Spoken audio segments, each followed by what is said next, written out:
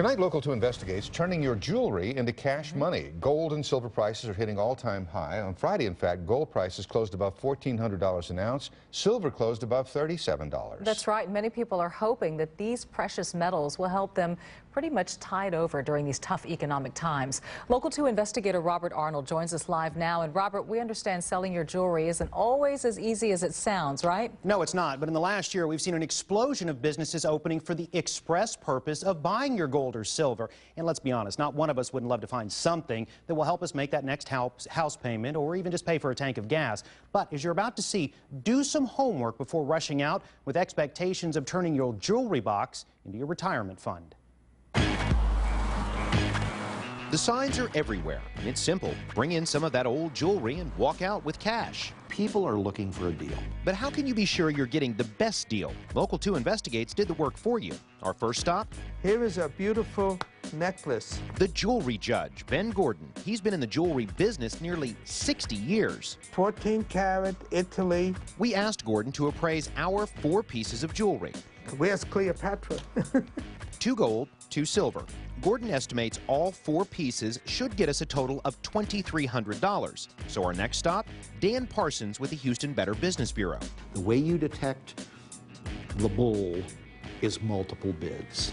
3 is the magic number. Okay, let's review.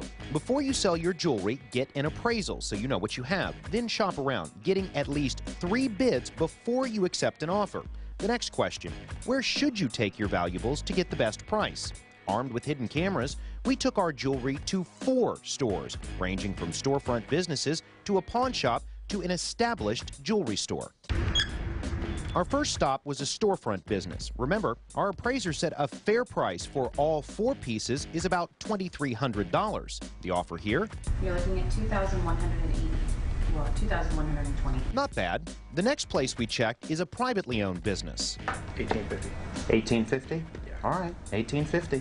Not so good. Now let's try a pawn shop. Our appraiser said this necklace alone should fetch $1,500. If it tests positive, you can get up to $600. Ouch, not even half. What about the bracelet? Our appraiser said we should get roughly $500. And if this tests positive, it'll be $250 on this one. Okay, we're going in the wrong direction here. Let's try an established jewelry store. It's $2,115. That was the best offer we got, pretty close to what our appraiser says we should get for all 4 pieces. Don't feel like they're doing you a favor. Because they think you're desperate for your money, so they'll give you any number. Gordon's best advice is to take your jewelry to either a broker or an established jewelry store that will resell the pieces. These will give you the best prices. Other places will most likely melt down the jewelry for scrap. It's what they could get on the scale and how much they're willing to pay it.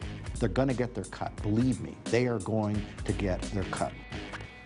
Now, as for those low bids you saw, Parsons says there's nothing underhanded going on. It's just businesses trying to make the best profit they can. That's why you have to do your homework and be patient.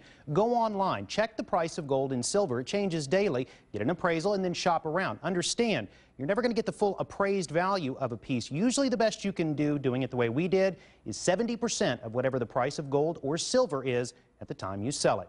Robert Arnold, KPRC Local 2. Thank you, Robert. And the Houston BBB hasn't gotten any complaints about local jewelry buying businesses. However, the BBB has gotten several complaints about out-of-state internet mail order businesses.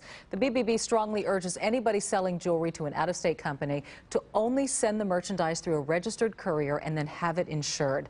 And remember, if you've got a story for Local 2 Investigates, might want to give their tip line a call at 713-223-TIPS or email Local 2